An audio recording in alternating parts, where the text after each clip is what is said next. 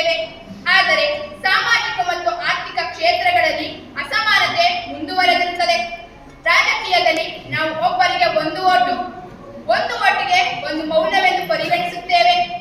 ಆದರೆ ಸಾಮಾಜಿಕ ಮತ್ತು ಆರ್ಥಿಕ ವ್ಯವಸ್ಥೆಯ ಕಾರಣದಿಂದ ಸಾಮಾಜಿಕ ಮತ್ತು ಆರ್ಥಿಕ ಕ್ಷೇತ್ರಗಳಲ್ಲಿ ನಾವು ಒಬ್ಬ ಮನುಷ್ಯನಿಗೆ ಒಂದು ಮೌಲ್ಯವೆಂಬ ತತ್ವವನ್ನು ನಿರಾಕರಿಸುತ್ತೇವೆ. ಸಾಮಾಜಿಕ ಗುರಿಯನ್ನು ಸಾಧಿಸಲು ಸಂವಿಧಾನದ ಮಾರ್ಗ ಬಿಟ್ಟು ಹಿಂಸೆಯ ದಾರಿಯನ್ನು ಹಿಡಿಯಬಾರದು. ಪ್ರಜಾಪ್ರಭುತ್ವದ ವ್ಯವಸ್ಥೆ ಯಾವುದೇ ಕಾರಣಕ್ಕೂ ವ್ಯಕ್ತಿ ಪೂಜೆಗೆ ಅವಕಾಶ ಮಾಡಿಕೊಡಬಾರದು.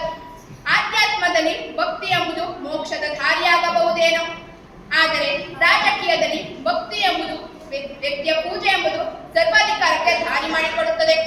ನೆನಪಿರಲಿ, ನಮ್ಮ ಪ್ರಜಾಪ್ರಭುತ್ವ ವ್ಯವಸ್ಥೆ ಕೇವಲ ರಾಜಕೀಯ ಪ್ರಜಾಪ್ರಭುತ್ವ